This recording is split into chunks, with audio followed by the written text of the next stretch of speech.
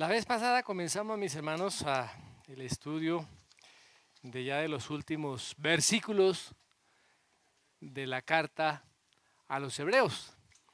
Ha sido una travesía por más de casi 50 semanas. ¿13 meses? ¡Wow! 13 meses son 57 semanas.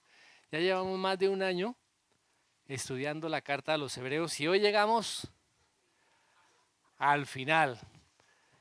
Todo lo que comenzamos tiene un final, menos el Señor, que siempre ha sido y será eterno. Bueno, muy bien. Recuerden que la vez pasada estuvimos hablando acerca de la sujeción que se debía a los pastores, a los líderes eclesiales, a los líderes, cómo eso es parte de nuestra manifestación de ese amor y de ese servicio al Señor. Hoy vamos a continuar con los versículos 18 en adelante del capítulo 13 del libro a los Hebreos. Dice así la palabra del Señor: Orad por nosotros, pues confiamos en que tenemos buena conciencia, deseando conduciros bien en todo, y más os ruego que lo hagáis así, para que yo os sea restituido más pronto. Muy bien. Tenemos una obligación para con el Señor, para con nuestro Dios. ¿Y saben cuál es esa obligación? Es suplicar, es orar, es interceder. ¿Por quiénes? ¿Por quiénes? ¿Qué dice acá? ¿De quién está hablando? De los pastores, de los líderes eclesiales, ¿cierto? Es nuestra responsabilidad como miembros de la iglesia orar. ¿Por qué? Porque a través de la oración se hacen cosas, se realizan cosas imposibles. Alguien decía, la oración mueve la mano de Dios. Así que, mis amados, todos los receptores de esta carta estaban siendo animados y estaban siendo exhortados a que oraran por sus pastores, a que oraran por sus líderes, que respaldaran en oración aquel que el Señor había puesto a ministrar a su iglesia. Ahora, todo siervo del Señor necesita la oración. Necesita la oración de quienes, de quienes están a su lado. Necesita un respaldo de oración. ¿Por qué? Porque los pastores y porque los líderes estamos hechos del mismo material que los demás. No hay nada especial o diferente que podamos decir que nos diferencie de las demás personas.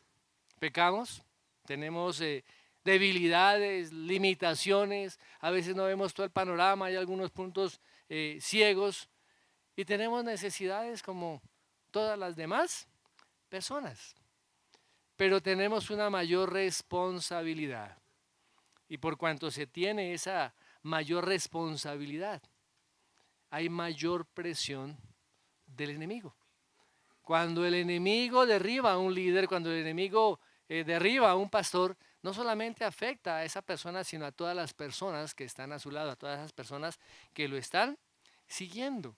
Por eso son tan necesarias las oraciones del pueblo del Señor.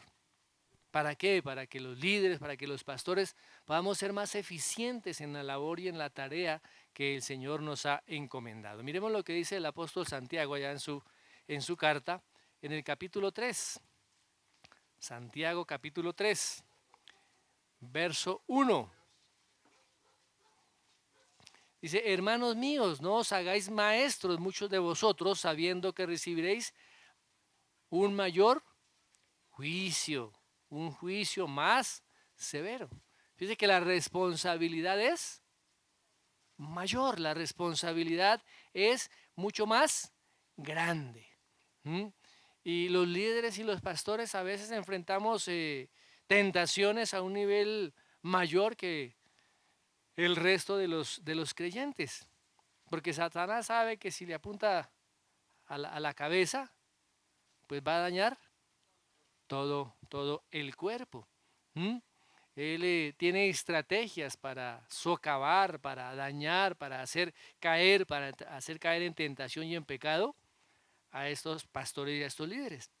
Ahora, fijémonos que pedir oración por los pastores no es algo que no sea bíblico, es totalmente bíblico. Y el mismo apóstol Pablo lo menciona allí en Efesios capítulo 6, verso 19, veamos. Y orad por mí, para que me sea dada palabra al abrir mi boca, a fin de dar a conocer sin temor el misterio del Evangelio.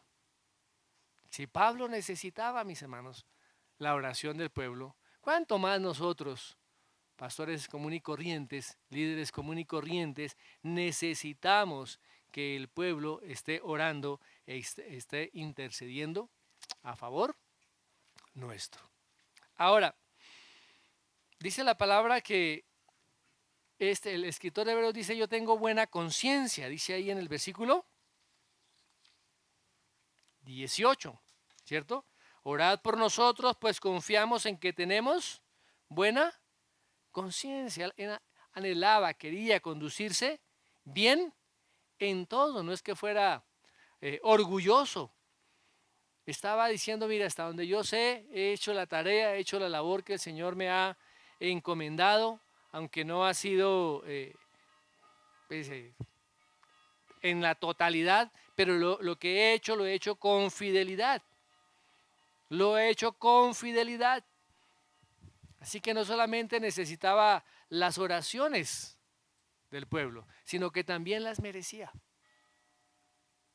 Los líderes, los pastores, merecemos las oraciones. Dice que tenía buena conciencia. Conciencia. ¿Qué es la conciencia, mis hermanos? Todos tenemos conciencia. Dios nos ha dado esa capacidad, ese sentido interno que hay en cada uno de nosotros de lo que es bueno y de lo que es malo.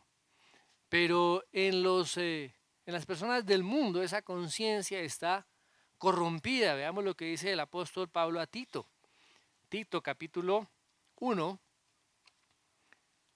verso 15. Dice: todas las cosas son puras para los puros, mas para los corrompidos e incrédulos nada es puro, sino que tanto su mente como su conciencia están corrompidas. La conciencia de las personas del mundo dice que está corrompida. Ahora, ¿qué pasa con nuestras conciencias? ¿Cómo están nuestras conciencias? Vayamos al libro de Hebreos. Miremos qué dice el autor de Hebreos ahí en el capítulo 9, verso 14. Dice: cuánto más la sangre de Cristo, el cual por el Espíritu eterno se ofreció a sí mismo sin mancha a Dios, purificará vuestra conciencia de obras muertas para servir al Dios vivo. O sea, ¿cómo están las conciencias de la persona que ha nacido de nuevo? ¿Cómo están? ¿Cómo están las conciencias de aquel que ha nacido de nuevo, que acabamos de leer en la palabra del Señor? Están limpias, están purificadas, ¿cierto? Y la guía del Espíritu Santo nos lleva a tomar buenas decisiones. Vamos siendo cada vez más sensibles a lo que debemos hacer, a lo que Dios le agrada, y lo que no debemos hacer o lo que Dios no le agrada. Así que una conciencia limpia, mis hermanos, nos permite decidir mejor. Decidir entre lo que es bueno y lo que es malo. Decidir entre lo que es santo y lo que es profano. Y ser sinceros en esa manifestación de las cosas que nosotros hacemos. Y aquí el escritor está diciendo, mire, he servido con una conciencia limpia. Lo he hecho sinceramente. ¿Mm? Y el autor está esperando de vuelta ahora la oración, la intercesión, la súplica de todos estos discípulos de la iglesia del Señor Jesucristo. Ahora, ¿ustedes creen que todas las personas merecen nuestras oraciones?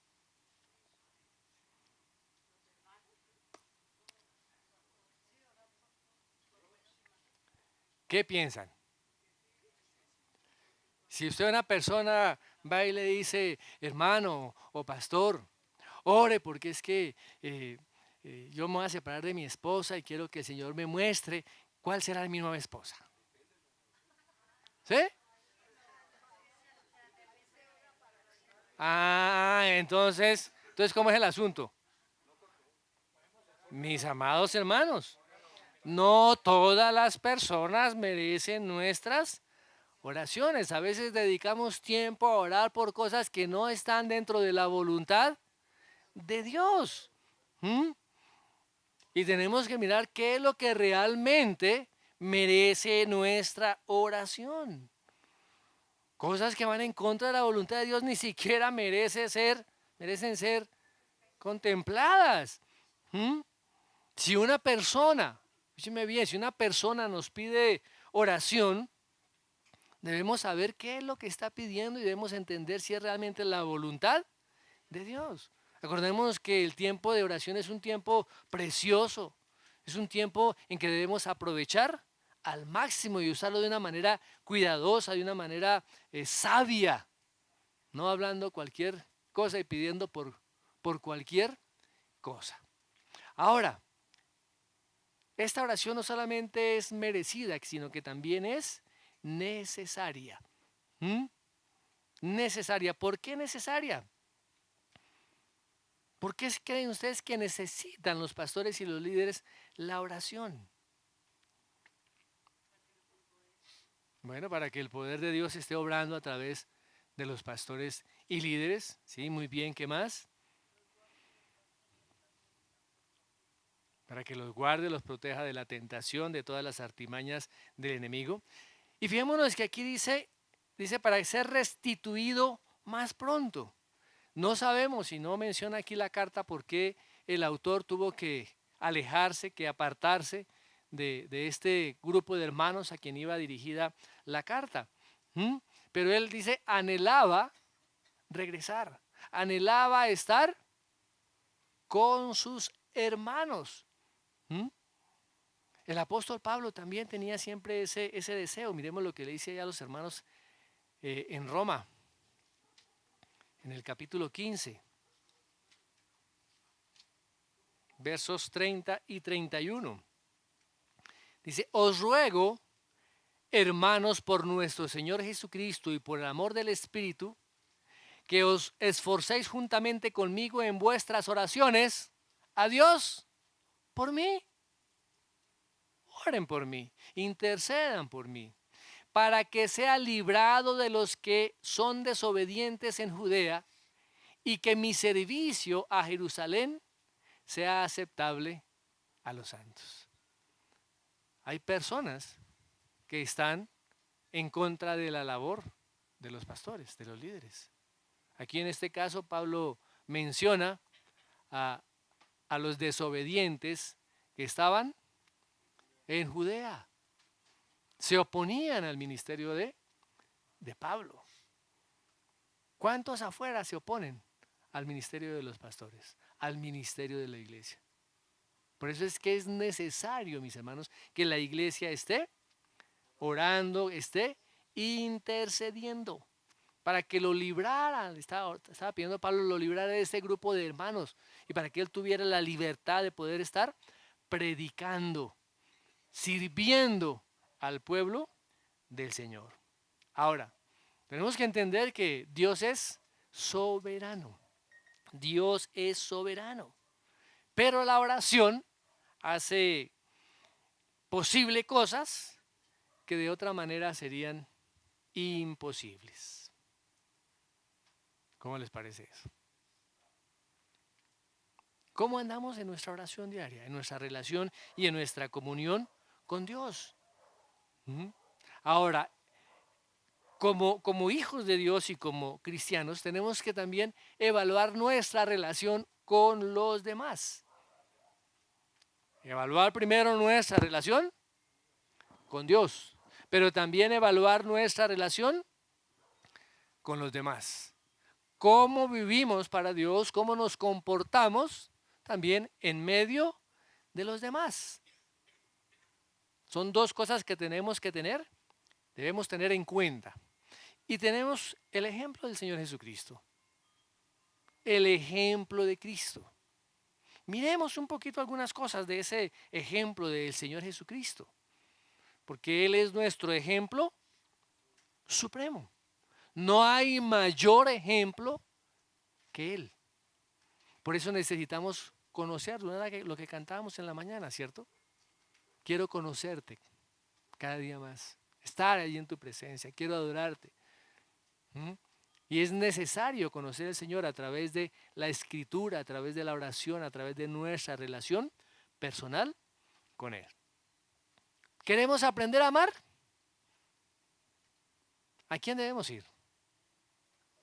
Al Señor Jesucristo, ¿cierto? Miremos lo que dice Juan. Juan capítulo 13. 1. Antes de la fiesta de la Pascua, sabiendo Jesús que su hora había llegado para pasar de este mundo al Padre, habiendo amado a los suyos que estaban en el mundo, los amó hasta el fin. ¿Queremos aprender a amar? Ahí está el modelo del Señor Jesucristo, ahí está el ejemplo del Señor Jesucristo. ¿Queremos aprender a ser compasivos? Miremos unos capítulos antes, ahí en el capítulo 11 de Juan, verso 35. Cuando el Señor Jesús estaba ahí frente a la tumba de Lázaro. El Señor Jesús lloró allí, frente a la tumba de su amigo, junto con esas hermanas, Marta y María. ¿Qué tanta compasión hay en nuestro corazón? Tenemos el modelo perfecto. Tenemos el modelo perfecto para andar en pureza sexual. Y es el Señor Jesucristo. Mire lo que dice Hebreos 4:15. Porque no tenemos un sumo sacerdote que no pueda compadecerse de nuestras flaquezas, sino uno que ha sido tentado en todo como nosotros, pero sin pecado. Tenemos el modelo, el ejemplo del Señor Jesucristo. ¿Queremos estar contentos con lo que tenemos? ¿Satisfechos con lo que tenemos? ¿Que haya contentamiento en nuestro corazón? Mire lo que dice Juan. Juan capítulo 4. Juan 4:34. Jesús les dijo, mi comida es hacer la voluntad del que me envió y llevar a cabo su obra. Ese era su anhelo, su deseo. Fíjate que lo está relacionando aquí con una necesidad vital. Si no comemos, nos morimos. Y aquí está relacionando, está dando esa metáfora o ese ejemplo. Esa es mi comida. Eso es lo que yo necesito, que es hacer la voluntad de mi Padre. Nosotros estamos con ese anhelo y ese deseo en nuestro corazón de hacer la voluntad de nuestro Padre. Es lo que Él quería. Pero a veces muchos de nosotros estamos interesados en otras cosas. Trabajamos y trabajamos por años para tener una mejor casa, para tener un mejor carro, para tener mejor ropa, una cantidad de cosas que son pasajeras. Pasajeras. El carro que sacó este año ya, el próximo año ya, se devaluó. La casa que compró ya comienza a envejecerse. Como alguien decía por ahí, cómo era el dicho, mamá? Eh, Que todo hombre debe tener una buena mula y una buena vieja. ¿Sí? La mula que no sea tan vieja y la vieja que no sea tan mula. ¿Mm? Tenemos que estar contentos, mis hermanos, con todo lo que tenemos. Fíjese que el mismo Señor Jesucristo lo manifestó y dice, mire, las zorras tienen guaridas, ¿sí? Las aves del cielo tienen nidos, pero el Hijo del Hombre no tiene ni siquiera recostar su cabeza.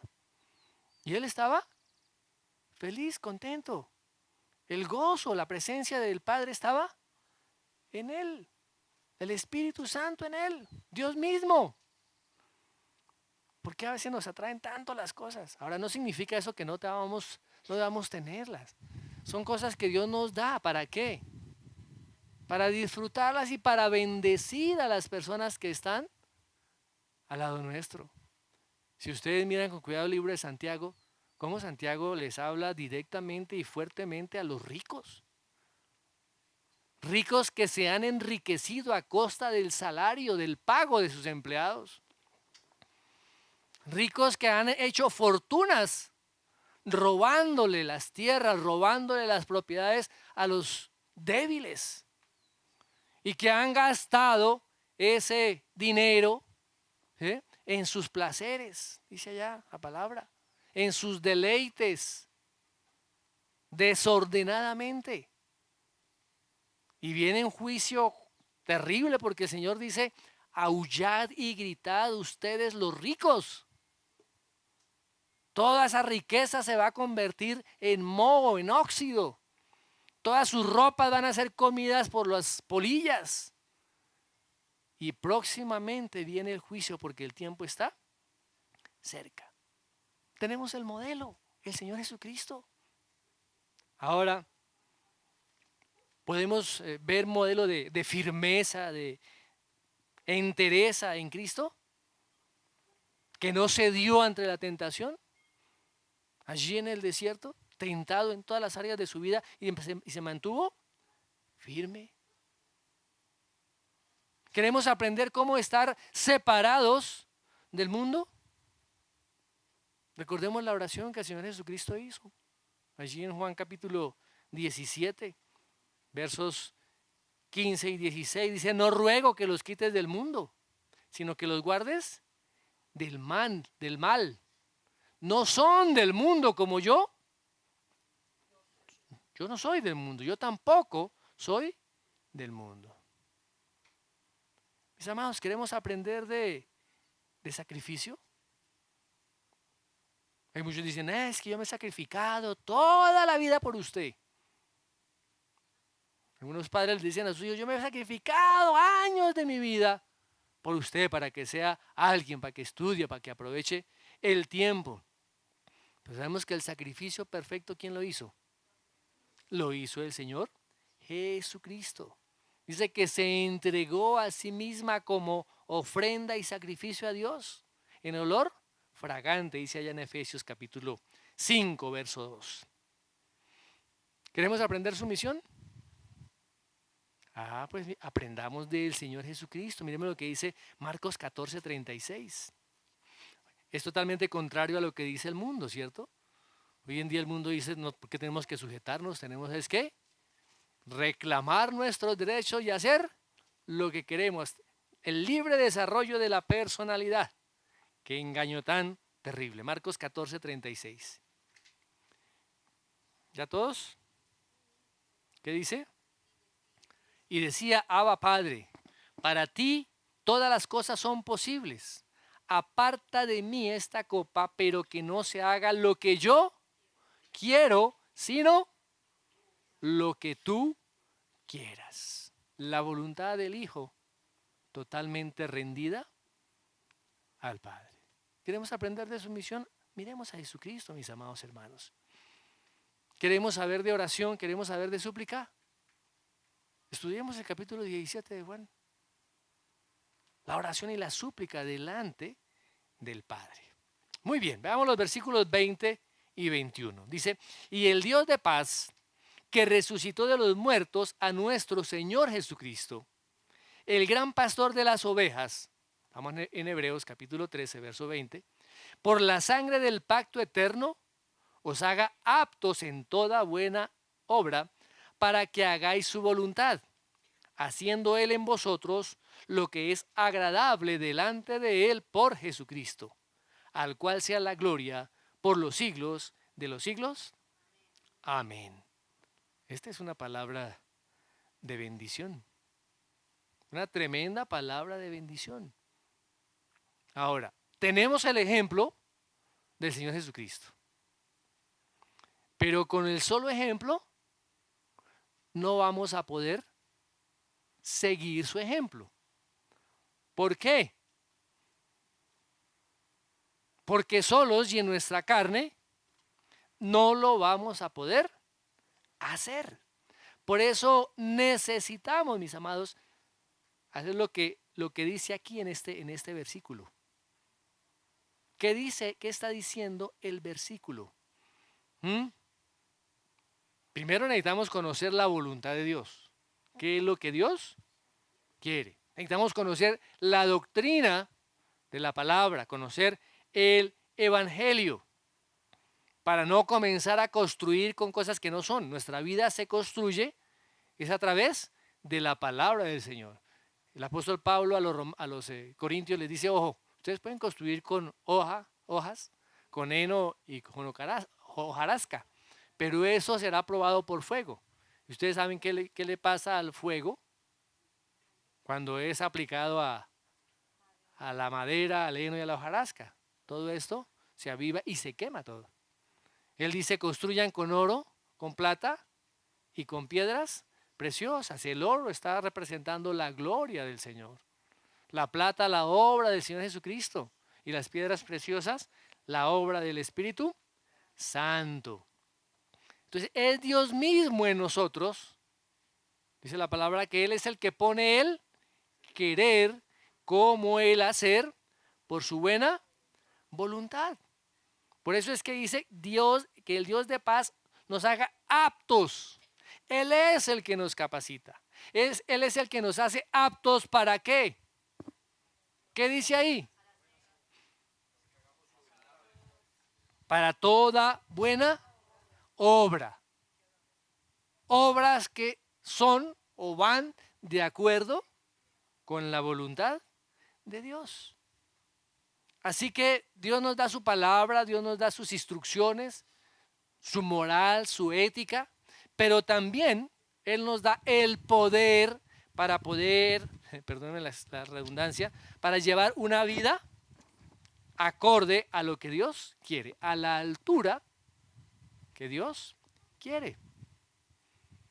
Fijémonos que tanto el crecimiento del cristiano y la obediencia del cristiano no se deben a su capacidad humana, no se debe a sus fuerzas naturales, sino se debe al poder de Dios en cada uno de nosotros. ¿Me está entendiendo? No, si usted está tratando de obedecer a Dios en su carne, cada vez va a fracasar. Va a fracasar. Pero cuando es el poder de Dios obrando en cada uno de nosotros por su Espíritu Santo, como dice la palabra, haciendo Él en nosotros, Cristo en nosotros, lo que es agradable delante de Él por Jesucristo, dice ahí. Wow. ¿Cuál es el mayor poder que usted se puede imaginar que haya sido realizado en la historia del universo? ¿Cuáles creen ustedes? ¿Ah? Ahí está. La resurrección, ¿cierto? La resurrección de nuestro Señor Jesucristo, ese gran pastor de las ovejas. El mayor poder de Dios manifestado ahí. Y a través de esa obra que el Señor realizó allí, nos reconcilia. Cuando Él derrama su su sangre. Miremos lo que dice Colosenses. Colosenses 1:20. Dice, y por medio de él reconciliar todas las cosas consigo, habiendo hecho la paz por medio de la sangre de su cruz, por medio de él. Y repito, ya sean las que están en la tierra o las que están en los cielos. Dios mismo fue el que estableció esa relación ahora de paz. ¿Por qué? ¿Cómo fue el asunto? Éramos enemigos de Dios, apartados de Dios. Si éramos enemigos, ¿en qué condición estábamos? En condición de guerra, ¿cierto? Enemigos, enemigos de Dios. Estábamos en guerra con Dios. No nos interesaba para nada, hacíamos todo lo contrario. Desafiábamos a Dios cuando estábamos apartados de Dios. Pero ¿qué hizo Dios? A través de la sangre del Señor Jesucristo, a través de ese sacrificio, dice la palabra que Él estableció su paz para con el hombre. Somos ahora justificados, entramos en legalidad delante de Dios. Su justicia nos es imputada, nos ha declarado ahora justos. Y por esa razón ahora podemos tener paz con Dios. Ya no somos enemigos de Dios. Ahora somos amigos de Dios. Nos ha hecho parte de su familia. Nos ha adoptado. También a través de la obra del Señor Jesucristo, de la obra de la cruz, Dios hizo un pacto con el hombre. Miremos lo que dice Zacarías. Zacarías 9. Zacarías 9:11.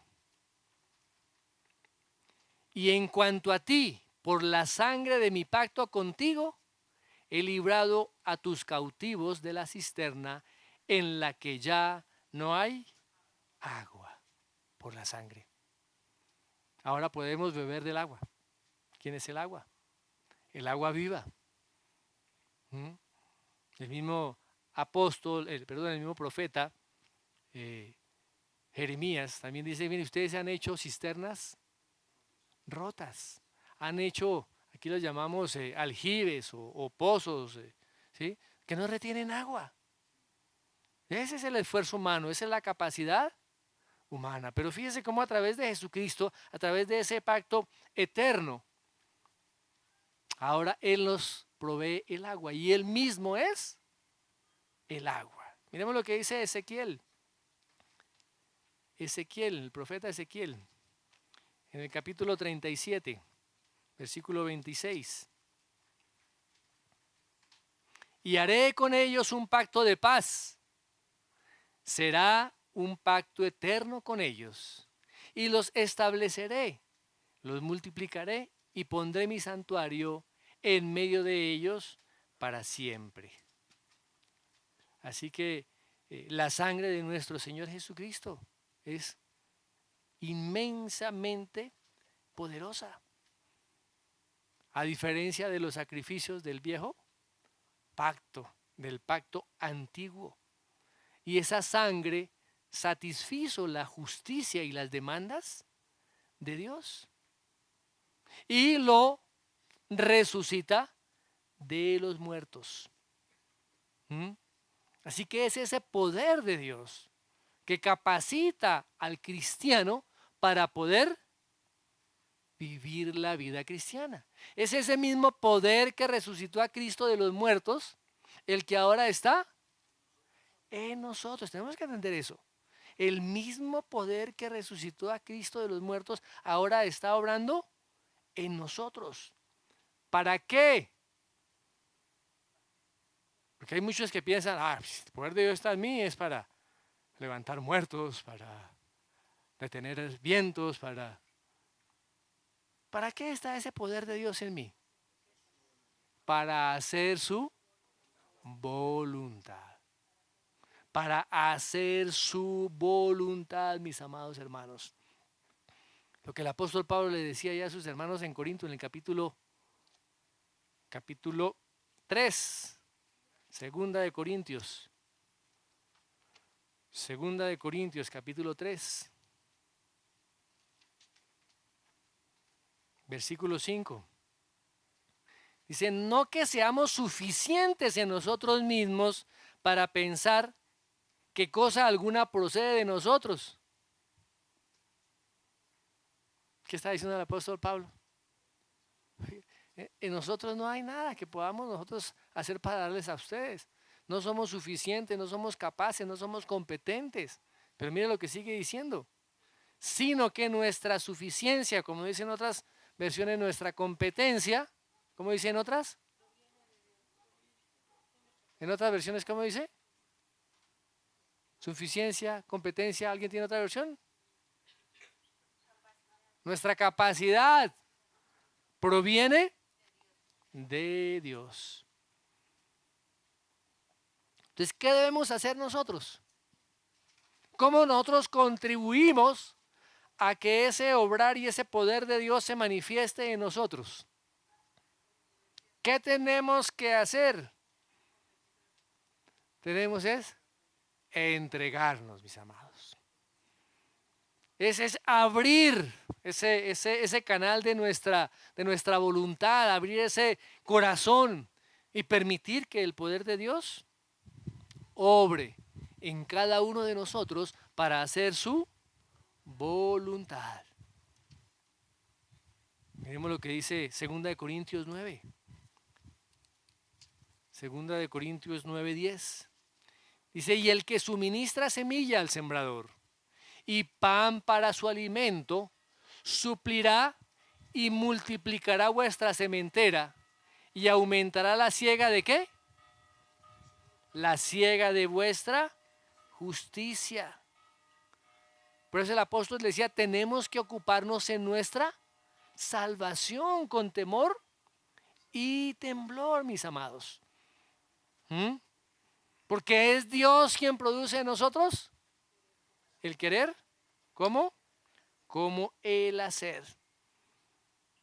Entonces fijémonos cómo el Señor hace la obra en nosotros. ¿Para qué? ¿Qué dice al final de ese versículo? ¿Para qué? La cual sea la gloria por los siglos de los siglos. Amén. Estamos en Hebreos. Yo siempre vuelvo al mismo versículo. Tranquilo que el Señor vino por los perdidos.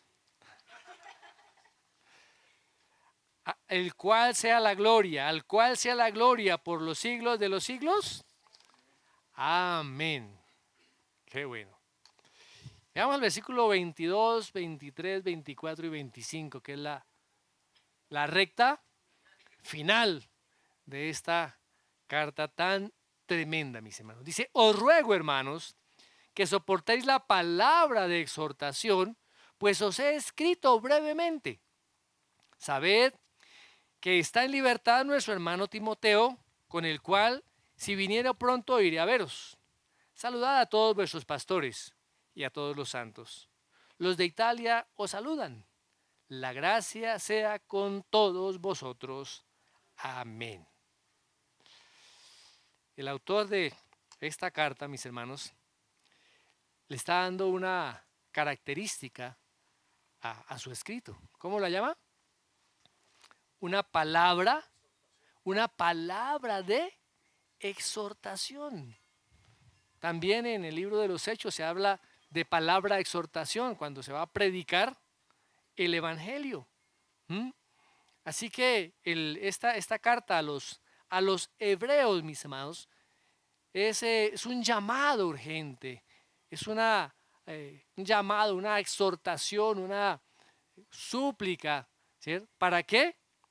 Para que los líderes y la iglesia en general, ¿sí?, voltee sus ojos a Jesucristo. Deje ya de estar mirando atrás a todas las tradiciones del judaísmo, ¿sí?, y vuelque completamente su corazón y toda su devoción a Dios por medio de la obra del Señor Jesucristo, del nuevo pacto. Ahora, los temas que hemos venido nosotros tocando en esta carta son ese fundamento para las exhortaciones que hace aquí el autor. Y les está diciendo, oiga, bueno, tienen ustedes que, así como les he escrito de manera breve y concisa, ¿sí? Que es una carta corta, ¿no? Una carta que se puede leer en menos de una hora o menos, ¿sí? No está explicando así en detalle cada una de las doctrinas, sino lo que les está diciendo, mire, los he exhortado a que miren a Cristo, a que se aferren del nuevo pacto. Es una carta que lo confronta a uno. Algo que es a veces difícil entender en nuestra mente natural, a veces va en contra de nuestras emociones, en contra de nuestra voluntad, ¿cierto? Porque queremos hacer a veces lo que nosotros queremos. Y él dice, mire, esto ha sido una pequeña, una corta exhortación. No me imagino cómo serían las exhortaciones largas. Muy diferente, por ejemplo, al libro de Romanos, donde se habla todo el tema de la doctrina del evangelio del reino de los cielos. Dice, sabed que está en libertad nuestro hermano Timoteo, con el cual si viniere pronto iré a veros. Ahora, Timoteo, mis amados hermanos, en la palabra no está registrado que él haya estado preso, que ha estado encarcelado.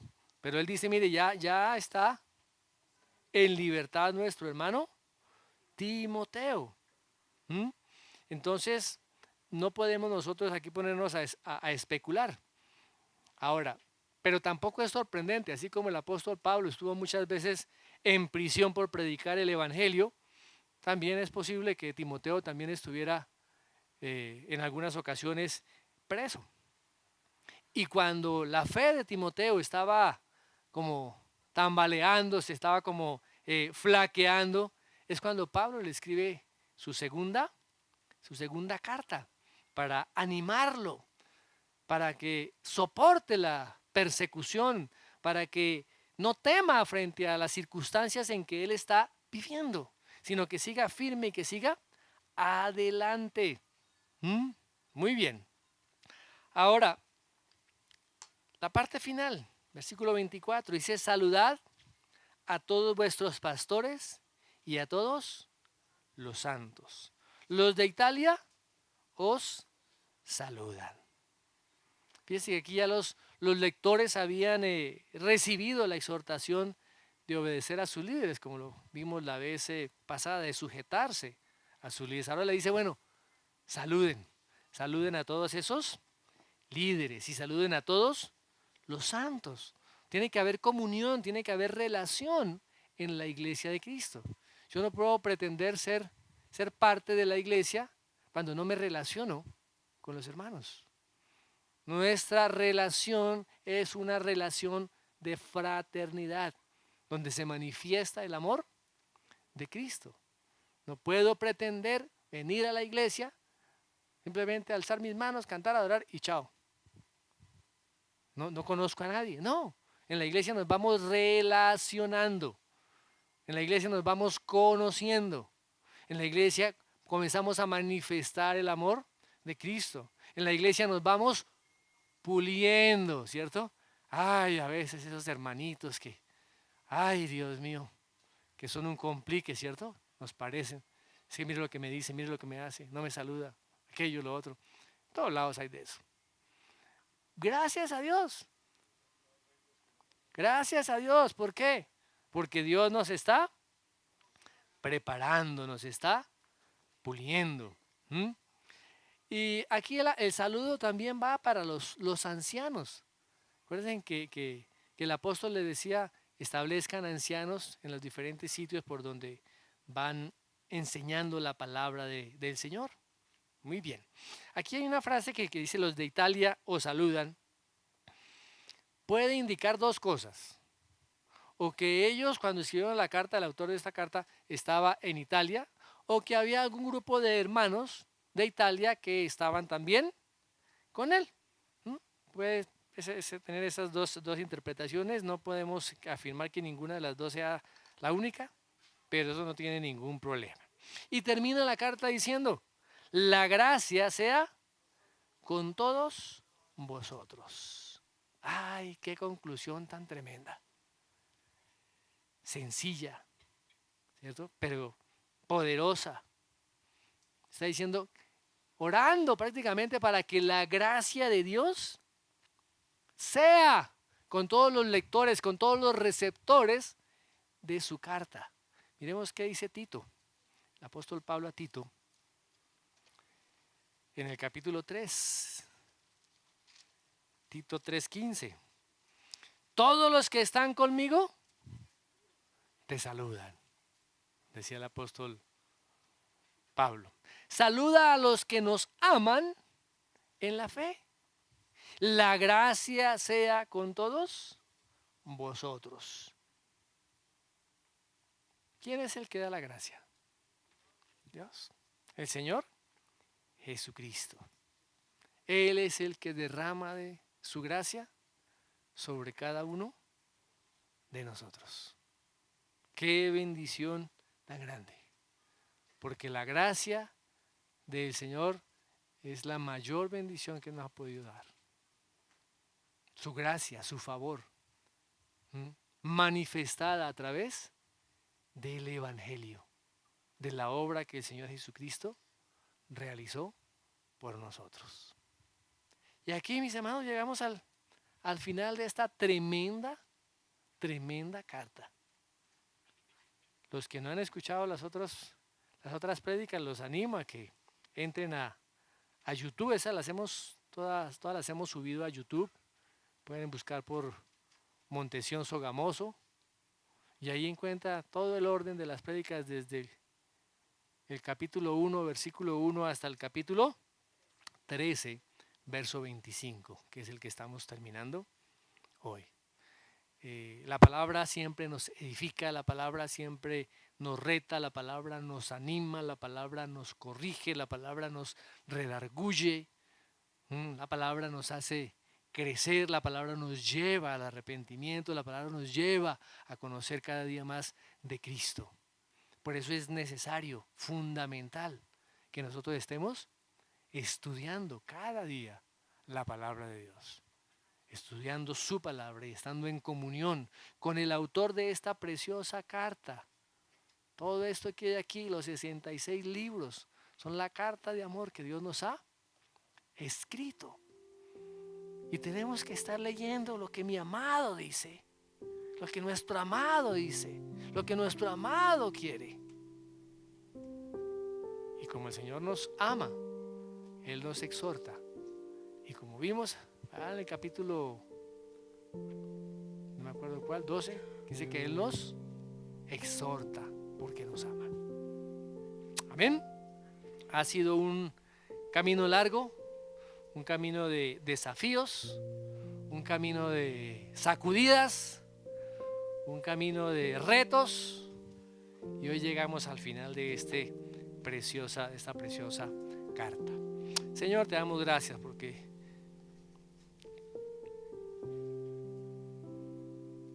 tu palabra llega a lo más profundo de nuestro corazón, porque tu palabra nos confronta, porque tu palabra nos anima, tu palabra nos edifica. Gracias, Dios.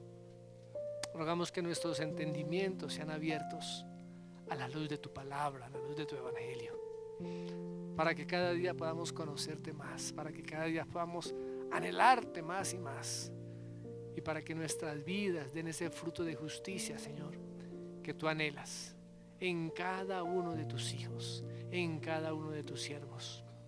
Gracias también por esta enseñanza con respecto, Señor, a los pastores, a los líderes eclesiásticos.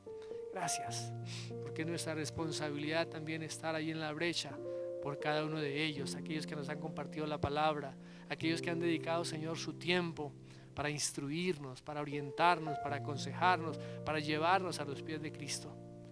Que nuestro corazón sea un corazón agradecido, un corazón, Señor, que también da y bendice, Señor, la vida de estos siervos, de estas personas que tú has llamado para tu servicio. Gracias, amado Dios. Te honramos en esta hora y te damos muchas gracias porque nos has permitido ver hasta el último versículo, hasta el último texto de esta preciosa carta. Y gracias, Señor, por los comienzos, por el nuevo tema que comenzamos. Gracias porque estamos a la expectativa de lo que tú quieres darnos y hacer en cada uno de nosotros. Te bendecimos, Señor, en esta hora y te damos muchísimas gracias en el nombre de Jesús. Amén y amén.